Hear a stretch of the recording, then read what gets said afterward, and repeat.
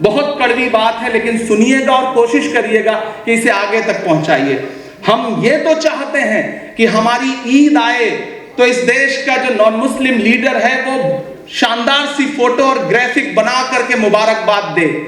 हमारे त्योहारों पर वो आगे आए और हमें सिवैयां खिलाए, हमारे साथ खड़ा हो। लेकिन आपका कोई नेता अगर ईद की होली की मुबारकबाद दे दे और अगर वो होली में कहीं किसी सियासी मजबूरी की वजह से ही सही खड़ा हो जाए और उसके कपड़े पे एक रंग लग जाए, तो ये जो फतवे निकलते हैं, इन फतवों से भी कौम को बाज आना पड़ेगा। ये मैं बहुत कड़वी बात कह रहा हूं, ये बहुत कड़वी बात है, लेकिन आपको ये बात समझनी पड़ेगी। इस देश में कितनी पार्लियामेंट है जहां आप अकेले चुनाव जीत सकते हैं? इस बात को, इसका डेटा कलेक्ट करिए। बमुश्किल 10 से 15 सीट निकलेंगी जहां आप अकेले चुनाव जीत सकते हैं। बाकी कैसे जीतेंगे? आपके साथ कौन सा समाज है जो आपके साथ कंधे से कंधा मिलाकर के खड़ा है? उसको बांटने की बहुत सी कोशिशें तो हुई हैं पिछले 70 साल में, लेकिन जोड़ने के लिए हमने 70 साल में क्या किया है?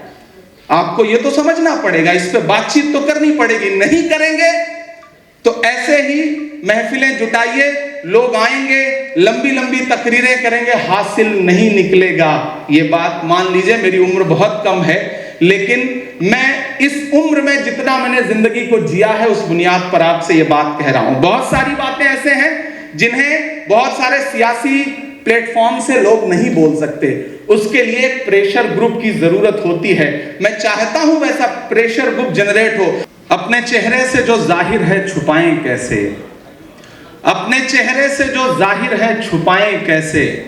तेरी मर्जी के मुताबिक नजर आए कैसे? घर सजाने का तसव्वुर तो बहुत बाद का है, पहले ये तय हो कि इस घर को बचाएं कैसे। ये जो स्टेज है, मुझे लगता है कि सियासी तकरीर नहीं बल्कि थोड़ा सा संजीदा वो गुफ्तगू की जाए कि आने वाला रास्ता क्या हो सकता है और मौजूदा सियासी हालात में कैसे अपने मसले पुरजोर तरीके से सियासी ऐवानों में रखे जा सकते हैं। दोस्तों, हिंदुस्तान के अलग अलग शहरों से लोग यहाँ बैठे हैं। मौलाना सज्जाद नुमानी साहब जैसी शख्सियत यहाँ बैठा है, हमारे बहुत सारे मेंबर ऑफ पार्लियामेंट यहाँ बैठे हैं। मैं आपसे ये कहना चाहता हूँ कि आप इस मुगालते में मत रहिए कि इलेक्शन का रिजल्ट जो है वो बहुत सारी चीजें बदल देगा अगर आप बेदार नहीं होंगे तो। बहुत धूर्त लोगों से मुकाबला है। पिछली बार आपको याद होगा 2014 में जब प्राइम मिनिस्टर बने थे तो वो तस्वीर आप सब ने देखी होगी कि जब पहली बार वो पार्लियामेंट की सीढ़ियों पर पहुंचे थे पार्लियामेंट में इंटर करने के लिए, तो उन्होंने पार्लियामेंट की सीढ़ियों को सजदा किया था और उसकी खाक जो है वो अपने माथे से लगाई थी। और फिर 10 साल में यह हुआ कि पुरानी पार्लियामेंट ही बदल दी, नई पार्लियामेंट बना दी। इस बार जब वो पार्लियामेंट के अंदर गए हैं तो उन्होंने संविधान को अपने माथे से लगाया है। तो इस मुगालते में मत रहिए कि चीजें बहुत आसान हैं। मुझे खुशी है कि कम से कम हम इन मसलों पे बात करने के लिए बैठ रहे हैं। हमें कहीं ना कहीं अपने गिरेबान में भी झांकना तो पड़ेगा। जिंदा रहना है तो हर सांस हुकूमत से न मांग, अस्ल मुंसिफ है खुदा रहम अदालत से न मांग, जिंदगी भीख अगर है तो न मिलना बेहतर, और अगर हक है तो फिर इतनी शराफत से न मांग। मेरे भाई,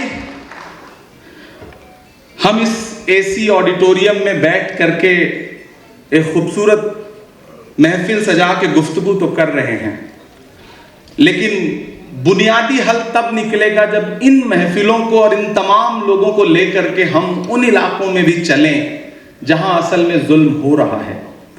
हमें हिंदुस्तान के अलग अलग शहरों में जाना पड़ेगा। अच्छी कोशिश है कि INCR लगातार अलग अलग शहरों में जा रहा है, बातचीत कर रहा है, लेकिन एक बात हमें बहुत सलीके से समझनी पड़ेगी। सेकुलरिज्म के मायने बदले हैं मुल्क में। और एक बहुत ज़रूरी बात आपसे कहना चाहता हूँ, और ख़ास तौर से मेरी कौम सामने बैठी है उससे कहना चाहता हूँ। किसी नेता का आपकी दी हुई टोपी पहन लेना और किसी नेता का आपका दिया हुआ गमछा कांधे पे डाल लेना ही सेकुलरिज्म नहीं है। इस खेल से बाहर निकलिए।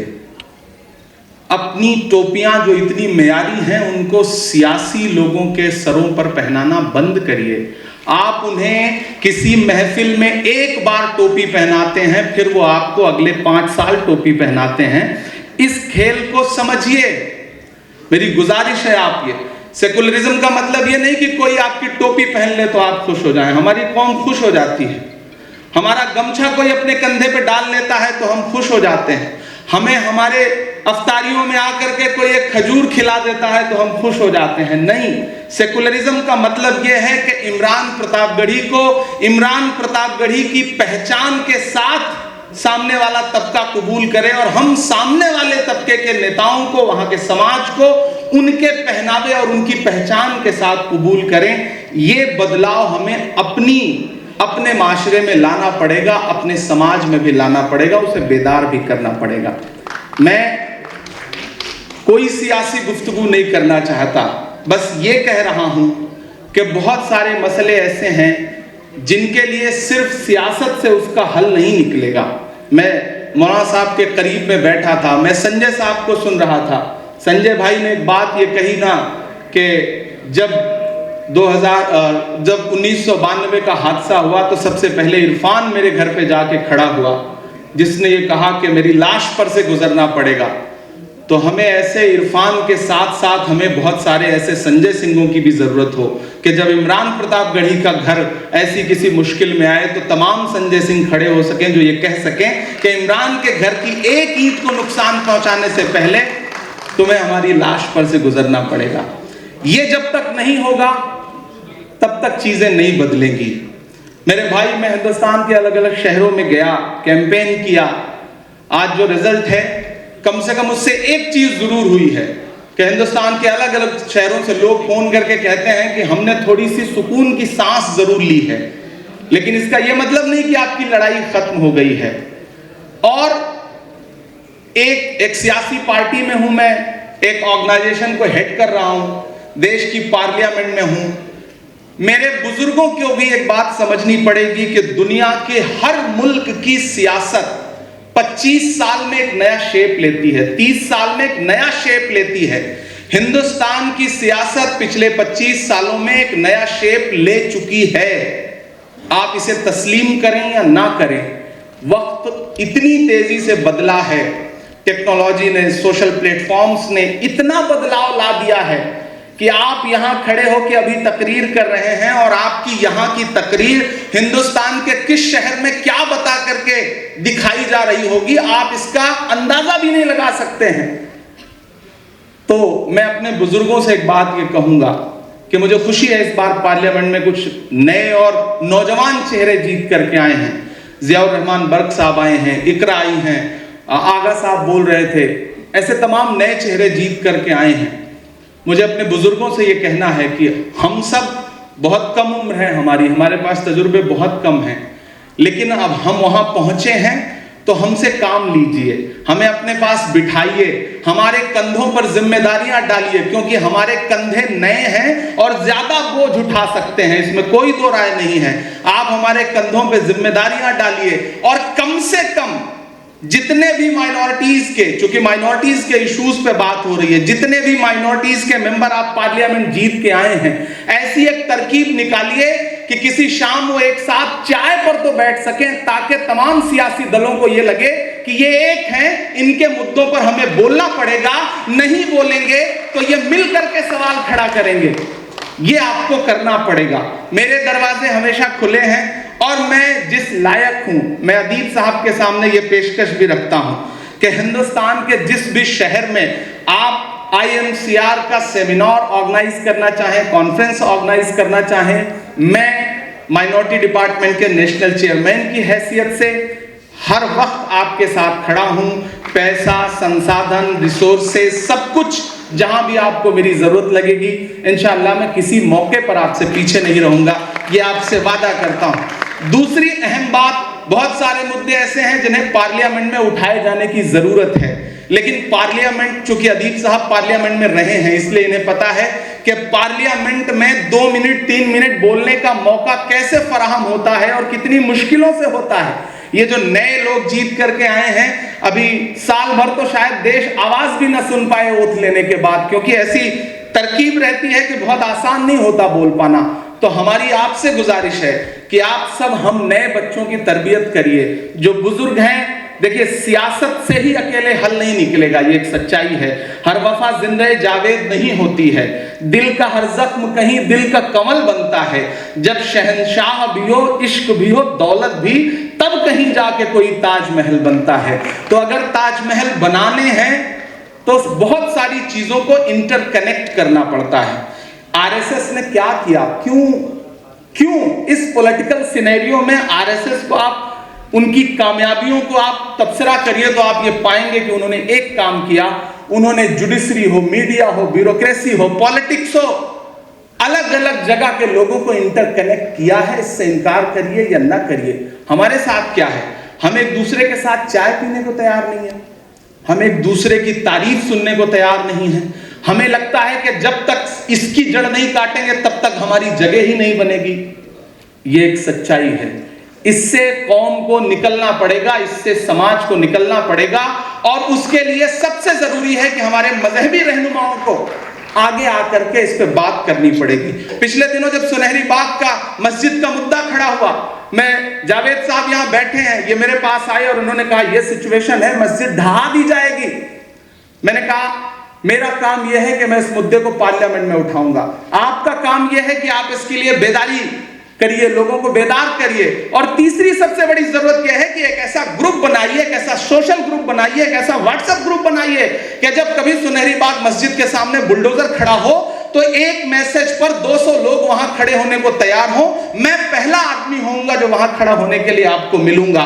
मैंने पार्लियामेंट में आवाज उठाई और खुशी है कि अभी थोड़ा सा मसला रुका है, लेकिन इस तरह के बहुत सारे मामले हैं जहां ना अकेले एक इमरान कुछ कर सकते हैं, ना एक अकेले मौलाना सज्जाद नोमानी साहब कर सकते हैं कुछ, ना एक अकेले अदीब साहब कुछ कर सकते हैं। जुगनुओं, तुमको नए चांद उगाने होंगे इससे पहले कि अंधेरों की हुकूमत हो जाए। धूर्तों से मुकाबला है, और धूर्तों से मुकाबला करने के लिए वो इतनी बेशर्मी के साथ सिस्टम का इस्तेमाल कर रहे हैं। मैं आखिरी एक बात बता के खत्म करता हूं कि कल हम पार्लियामेंट में, राज्यसभा में खड़े होकर के नीट के खिलाफ प्रोटेस्ट कर रहे थे, वहां स्पीचेस चल रही थी। हमारी एक मेंबर ऑफ पार्लियामेंट फूलो देवी नेताम, जो राज्यसभा की सांसद है छत्तीसगढ़ से, वो नारा लगाते लगाते बेहोश होकर गिर गई। और यकीन जानिए पहली बार ऐसा मेरी आंखों के सामने का मंजर है कि हम उन्हें स्ट्रेचर पे उठा के ले जा रहे थे और चेयर पर बैठे हुए चेयरमैन साहब ने झांकने की कोशिश नहीं की कि जिंदा है कि मर गई, और उसके बाद पार्लियामेंट चलती रही। इससे शर्मनाक क्या हो सकता है, लेकिन ये हो रहा है। तो आप समझिए कि किनसे मुकाबला है, किनसे लड़ना है। उन्हें पता है कि बुलडोजर आपके घरों पे चलेगा तो इस देश में एक तबका है जो बहुत खुश होता है।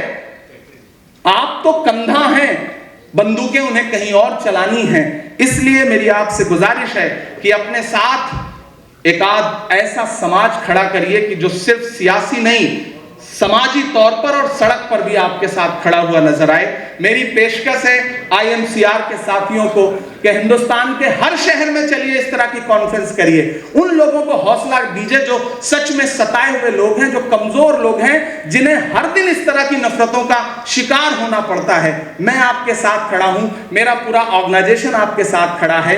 हम आपसे गुजारिश कर रहे हैं कि इसके बाद दिल्ली में यह तरकीब हो कि जितने मेंबर आप पार्लियामेंट माइनॉरिटीज के जीते हैं, एक शाम जुटाइए, बैठते हैं, बातचीत करते हैं, बातचीत से ही किसी मसले का हल निकलेगा। मेरी जहां जरूरत हो, बदन में जो भी लहू है तेरी अमानत है, जहां जहां हो जरूरत वसूल कर लेना। बहुत शुक्रिया।